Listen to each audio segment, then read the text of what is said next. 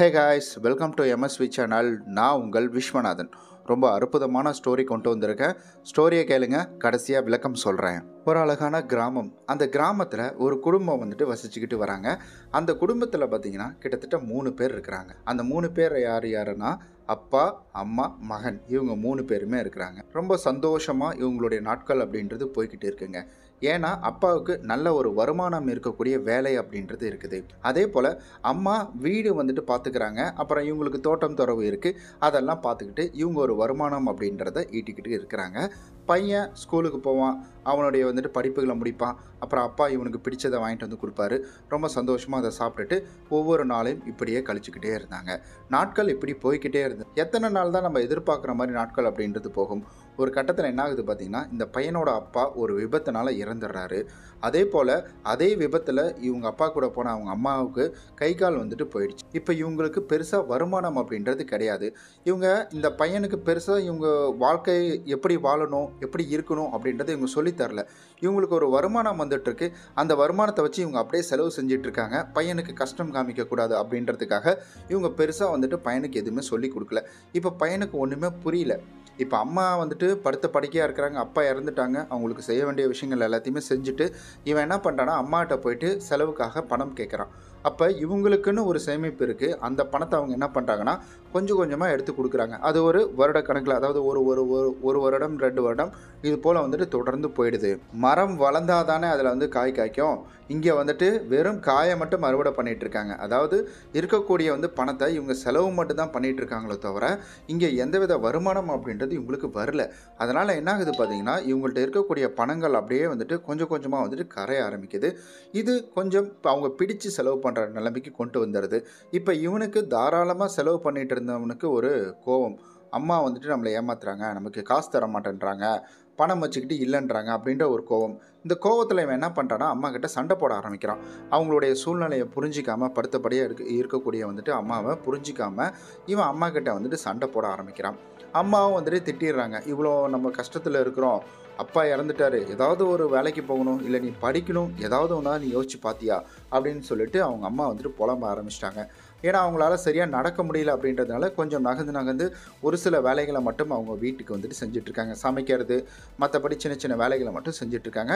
இவன் என்ன பண்ணுவான்னா சாப்பிடுவான், தூங்குவான், சாப்பிடுவான், தூங்குவான். இதை தான் இவன் பண்ணிக்கிட்டு இருக்கான். நாட்கள் இப்படியே போயிட்டுருக்குது.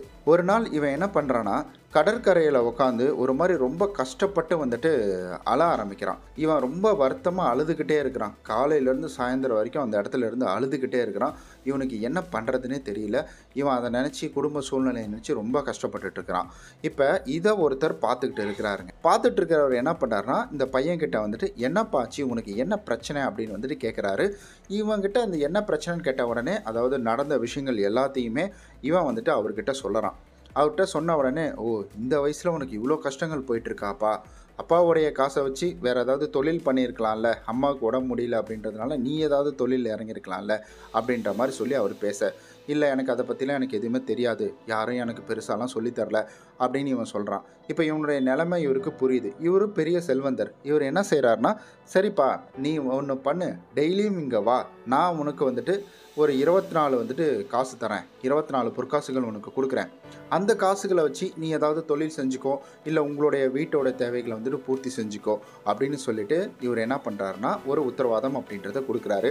இன்றைய நாளுக்கான 24 காசுகள் இந்தா அப்படின்னு சொல்லிட்டு அந்த 24 காசுகளை அவனுடைய கையில் கொடுத்துட்றாரு. இவ்வளோ நாள் ரொம்ப பிடிச்சு செலவு பண்ணிகிட்டு இருந்தவன், ஆரம்ப காலகட்டத்தில் ரொம்ப தாராளமாக செலவு பண்ணிகிட்டு இருந்தவன், இப்போ ரொம்ப கஷ்டத்தில் இருக்கக்கூடியவன். இவனுக்கு என்ன ஆகுது பார்த்திங்கன்னா, இந்த காசை பார்த்த உடனே பிடிச்சதை சாப்பிடணும், இவனுக்கு என்னென்னமோ இவனுடைய மனசுக்குள்ளே தோணலாம் வந்துட்டுருக்குங்க. பிடிச்ச விஷயத்தை வாங்கணும் அப்படின்னு சொல்லிட்டு இவன் என்ன செய்கிறான்னா, அந்த காசை வச்சு இவன் டெய்லியும் என்ன பண்ணுறான்னா வீட்டுக்கு பொருட்கள் வாங்கிட்டு போகிறான்.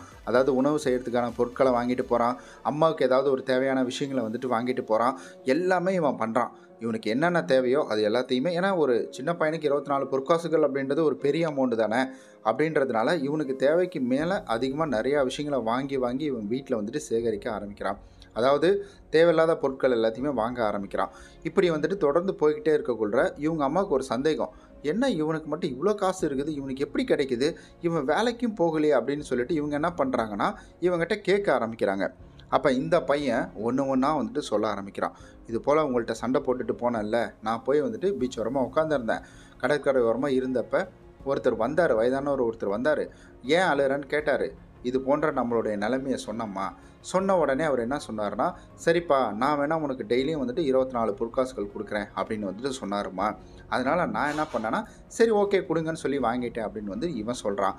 இவன் சொன்ன உடனே அவங்க அம்மா திட்ட ஆரம்பிக்கிறாங்க. எதுக்காக நீ வாங்குற, யாருன்னே தெரியாதவங்கள்ட்ட நீ எதுக்கு பணம் வாங்குற அப்படின்னு வந்து திட்ட ஆரம்பிக்கிறாங்க. அப்போ வந்துட்டு அவன் சொல்கிறான், அவர்கிட்ட அதிகமாக இருக்கோ என்னமோ, அவர் நமக்கு கொடுக்குறாரு, இதில் என்னம்மா நமக்கு வந்துட்டு ஒரு உதவி பண்ணுறாருல, சந்தோஷம் தானே, நம்மளோட இப்போ இருக்கிற வறுமை நிலைக்கு இது ரொம்ப உபயோகமாக இருக்கும்ல அப்படின்னு வந்துட்டு அவன் சொல்கிறான்.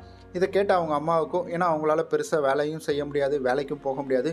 இப்படி இருக்கிற சூழ்நிலையில் இந்த காசு அப்படின்றது இவங்களுக்கு ரொம்ப உதவியாக இருக்கும் இல்லைங்களா. அதனால் அவங்களும் வந்துட்டு ஒத்துக்கிறாங்க. சரிப்பா நீ வாங்கிட்டு வா, பிரச்சனை கிடையாது.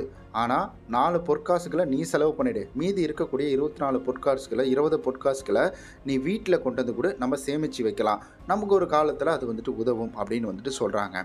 இதை கேட்ட அந்த பையன், சரிம்மா பார்க்கலாம் அப்படின்னு சொல்லிட்டு போயிடுறான். ஆனால் இவன் ஒரு நாளும் வந்துட்டு இவன் இந்த பொற்காசுகளை கொண்டு வந்து அம்மா கிட்ட கொடுக்கவே இல்லை. இவன் என்ன பண்ணுறான்னா, இவனுக்கு பிடிச்ச விஷயங்களை செய்கிறான், சாப்பிட்றான், சுற்றுறான், என்ஜாய் பண்ணிகிட்டு இருக்கிறான், லைஃப்பை வந்துட்டு பயங்கரமாக என்ஜாய் பண்ணுறான் அந்த காசுகளை வச்சு. அவரும் வந்துட்டு இந்த பையனுடைய மாற்றங்களை எல்லாத்தையுமே பார்த்துட்ருக்காரு. முதல்ல ரொம்ப வந்துட்டு ஏழ்மையான தோற்றத்தில் வந்தவன், அதற்கு அடுத்தது அவனுடைய தோற்றமே அப்படியே பார்த்திங்கன்னா மாறுது, வேறு மாதிரி வந்துட்டு மாறுறான். ஏதோ பணக்கார பையன் மாதிரி வந்துட்டு இருக்கிற இவர் கொடுக்குற காசுகள் எல்லாத்தையுமே வச்சு அவன் மாறுறான்.